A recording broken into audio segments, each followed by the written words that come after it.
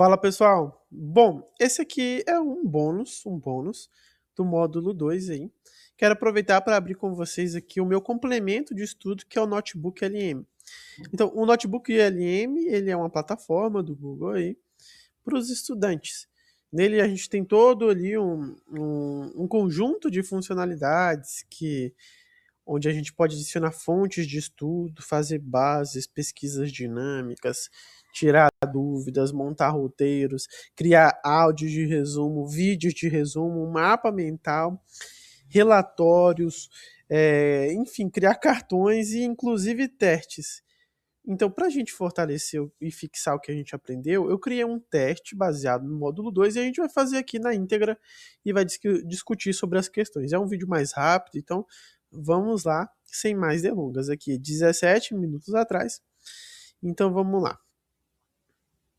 De acordo com o Syllabus SFTL, vou aqui maximizar para a gente ter uma visão mais interessante. Opa! Aqui. Qual é o impacto fundamental da estratégia Shift Left na atividade de testes? Então a gente viu o Shift Left é aquele processo que traz os testes mais à esquerda e tem várias outras questões implícitas nisso, né? Então, o Shift Left, qual é o impacto dessa estratégia, né? Então, mover a execução manual dos casos de teste para a esquerda do cronograma, priorizando ali a automação? Não, o foco não é a automação, apesar de ser um artefato gerado ali, né? Então, essa aqui descartamos. Transferir a responsabilidade exclusiva do teste para desenvolvedores? Não. Boletim, né? A responsabilidade é de todo o time. Iniciar as atividades de teste o mais cedo possível no ciclo de vida, como por meio de revisões de requisitos ou design? Sim, eu acho que pode ser essa, né? Reduzir o rigor dos testes de aceitação para acelerar o tempo de lançamento?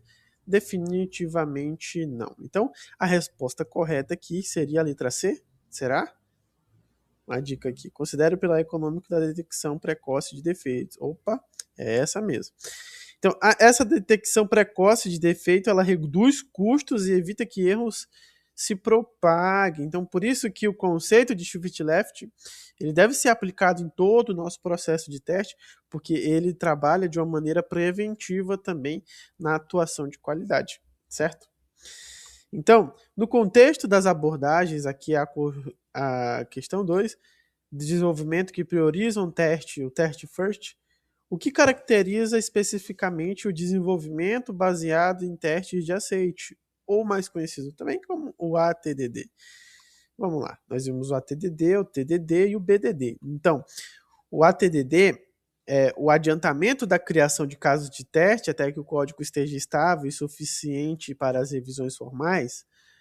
Não. Opa, o adiantamento? Não. Não, será? Vamos ver. A escrita de testes unitários automatizados? Definitivamente não. O foco exclusivo de teste? Não, definitivamente não. É a colaboração entre testadores, desenvolvedores e representantes de negócio para definir critérios de aceitação antes da coordenação, antes da codificação? O adiantamento da criação de casos de teste até que o código seja estável o suficiente para revisões formais? Não. A gente viu que o ATDD também é uma metodologia que junta ali as três pessoas, né? Os desenvolvedores, os testadores e os stakeholders diversos. Então, a que mais se aproxima daquilo que a gente precisa, a gente pode até olhar a dica aqui, ó. Lembre-se da importância da colaboração. Então, já está falando de várias pessoas dentro do time de desenvolvimento. Então, essa daqui é a que mais estaria correta nesse sentido.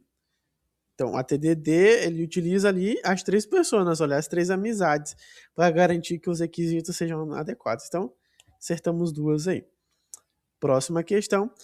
Um caso de teste possui um foco na interação entre componentes e baseia-se em especificação da interface. Então, um caso de teste possui ali interação entre componentes. Então, qual é o nível de teste? Ele é o mais provável ali de ser executado. Não é o de aceitação, definitivamente não é o de unidade, porque ele está falando sobre interação entre componentes, não é só validar simplesmente um componente isolado, uma unidade isolada. não fala sobre também interação entre sistemas, ele fala sobre interação entre componentes. Então a pergunta correta por eliminação, a resposta correta por eliminação seria a questão D, que é teste de integração entre componentes, porque ocorre essa interação entre componentes e tem essa especificação de interface também, que são os pontos de contato, né, de interação. Então, ela seria um teste de integração de componentes. Né, ó, interfaces e comunicação entre componentes e tudo mais, certo? Então, conforme os sílabos, como as retrospectivas impactam a eficácia do processo de teste. Observa que já aqui trouxe a gente para a metodologia ágil, está falando o rito da retrospectiva e como a retrospectiva e a atuação do QA, né, do testador, impacta na eficácia do processo de teste nessa retrospectiva. Então, letra A, substitui a necessidade de relatórios formais dos status ao final de cada teste? Não, porque o interessante é que você tem um relatório para que possa ser apresentado na retrospectiva, né, que é um consolidado de tudo aquilo que foi feito durante a interação. São utilizadas para realizar depuração, debug de defeitos críticos encontrados durante a interação? Não, porque o debug ele é realizado no ato de correção. Né? Então, é claro que o relatório disso, ele é trago na retrospectiva, né, caso tenha um impacto assim forte da sprint. Eles servem como mecanismo para melhoria contínua dos processos, permitindo ajustes como base em dados de interações passadas? Sim, essa resposta ela está correta. É um mecanismo, a retrospectiva sem pensamento de planeação e melhoria contínua não é uma retrospectiva bem feita. Ela também, como eu já comentei, elabora planos de ações para que ajustes possam ser feitos com base no histórico das últimas sprints, né? E a D, só para a gente finalizar, funcionam como auditorias externas obrigatórias para conformidade? Não. São ritos assim disruptivos, são sugestivos, não são mandatórios dentro da metodologia ágil. Então, a letra C é a questão correta entre a discrepância das demais, né? Então, a retrospectiva analisa o que funcionou e o que pode melhorar ou ser otimizado. E isso aumenta a qualidade das entregas consequentes, né? Na metade das questões, qual das alternativas abaixo descreve corretamente um gatilho para o teste de manutenção? Né? Então, existe 4 gatilhos ali do teste de manutenção. Lembrando que teste de manutenção não é teste de migração de dados, são testes diferentes. E a gente viu no final do módulo ali. Então, o início da fase de análise de requisitos em um novo projeto de desenvolvimento do zero? Não, né? É manutenção. Né? Então, não, se fosse desenvolvimento do zero, era outro tipo de teste. É a desativação, descomissionamento de um sistema que exige migração de dados ou arquivamento? Pode ser. Né? Vamos ver as demais. A contratação de novos membros para a equipe Woli tinha approach? Não. Definitivamente não. Nós estamos falando sobre teste de manutenção, não sobre a alocação de mais pessoas para que possam posteriormente realizar o teste de manutenção. A mudança de um provedor de ferramenta de automação para teste de caixa branca, nós temos uma mudança de escopo, mas não necessariamente afeta o software em si, né? Mas afeta a ferramenta que está testando esse software. Então, é diferente daquilo que o teste de manutenção se propõe, que é testar após a aplicação finalizar uma primeira versão e tem inserção de melhorias, de manutenção, refacto de código, nesse sentido. Né? Então, a desativação, ali que é o retrieving, não vou lembrar muito bem o conceito em inglês ali, ela seria o mais apropriado, porque o software ele foi finalizado e agora ele está passando por um descomissionamento e isso exige migração desses dados. Então, nós precisamos garantir que essa desativação ela não vai comprometer esses dados que vão ser migrados. Então, vamos voltar? Isso mesmo, a manutenção inclui clash necessário quando os sistemas são modificados, migrados ou retirados da operação. A gente consegue até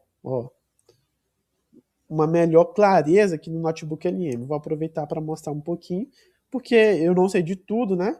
Então, ninguém sabe de tudo, né? A gente está em processo de aprendizado e eu estou compartilhando o meu aprendizado aqui com vocês também. Então, quando está definindo o escopo ali, clarificando os conceitos, enfim, tá bolando a pergunta, a gente tem aqui, ó. A resposta está correta, compreendemos bem os aspectos menos intuitivos, mas cruciais do teste de manutenção. Então, por que a desativação é um gatilho e como o teste de manutenção funciona no contexto? O teste de manutenção é diferente de um teste de um novo software. Lembra que a gente eliminou a letra A. Ele ocorre em um sistema que já está em operação, esse sistema já está em produção, e ele é acionado quando o sistema sofre alguma alteração. Por que a desativação exige esse teste? Então, aqui explica o porquê que a gente selecionou, né? Ele é um gatilho crítico, porque raramente o sistema é desligado e os seus dados são simplesmente apagados. Então, geralmente é necessária a migração, e aí a gente testa a migração, o arquivamento, se ocorreu perda de dados, corrupção, tudo aquilo que eu já havia comentado, beleza? Então, aqui, ó, próxima questão. No contexto do DevOps, como a integração do teste é geralmente estruturada? Como a integração do teste é geralmente estruturada? Como é SADD, o teste estático é eliminado para... Opa, cai fora, né? A gente não está falando de teste estático.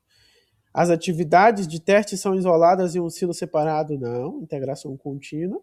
Né? Aqui também a gente está falando de um modelo interativo incremental, que é um modelo de integração contínua.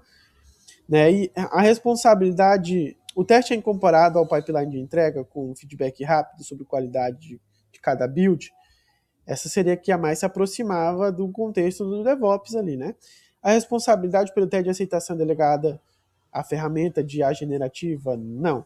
Né? A responsabilidade de teste de aceitação não é da IA, e sim de pessoas reais, né? Como a gente já viu, como é a questão também do próprio cliente ali, né? Que entra também. Então, a B essa daqui seria uma questão que a gente pontuaria bem na prova, né? Porque o DevOps vai enfatizar a automação e o feedback constante para garantir a velocidade da entrega contínua. Então, qual é a distinção correta entre teste de confirmação? Se você lembra bem, o teste de confirmação, ele é o nosso famoso reteste, e o teste de regressão ali, ele vai validar os colaterais daquela alteração que foi feita. Então, a confirmação verifica se o defeito foi corrigido com sucesso, enquanto o de regressão verifica se as falhas surgiram em áreas não alteradas. Essa resposta está correta, não tem nada errado. O teste de regressão é realizado apenas em modelos sequenciais, errado, pode ser realizado também no modelo interativo incremental, né? E já nem precisamos ler o resto. O teste de confirmação visa encontrar novos defeitos? Não, ele busca revalidar o defeito corrigido. Descartamos a C. O teste de confirmação avalia requisitos não funcionais, enquanto o de regressão avalia a lógica funcional. Não. O teste de confirmação ele avalia requisitos não funcionais e também requisitos funcionais. Né? Então, ele não tem preconceito com o tipo de teste. Né? Então, seria a letra A. Ambos são testes relacionados à mudança, mas foca na correção pontual, e o outro na estabilidade de um sistema como um todo. Sobre os níveis de teste do Silo, que afirmação é verdadeira para modelos interativos e incremental? Modelos ágeis. O teste de aceitação só deve ocorrer após todas as interações? Aqui já sabemos que não é, né? Porque o teste ele acontece de um modo paralelo, é interativo, interage com a sprint, com os marcos, né? Os níveis de teste são eliminados em favor de uma única fase de teste? Não, não são. Os níveis de teste são aplicados em todas as fases ali, né? A gente pode aplicar. Em cada interação, testes e táticos dinâmicos podem ser realizados em todo o tipo de níveis de teste relevante. Essa pergunta ela não está errada, mas ela poderia estar mais completa, podemos dizer assim. Né? Níveis de teste superiores, como o de sistema, não são necessários. Não. Todos os níveis de teste eles são necessários para que a gente possa ter uma cobertura maior de toda a pirâmide, né? Porque há bugs que só vão acontecer na camada de teste de sistema, e se nós não tivermos uma fase de teste lá, esses bugs vão passar e vão chegar no cliente, afetando aí a credibilidade do software. Então, o mais adequado seria em cada iteração. A gente viu que os testes funcionais, não funcionais, estáticos e dinâmicos, eles podem ser realizados em todos os níveis de testes ali que são relevantes.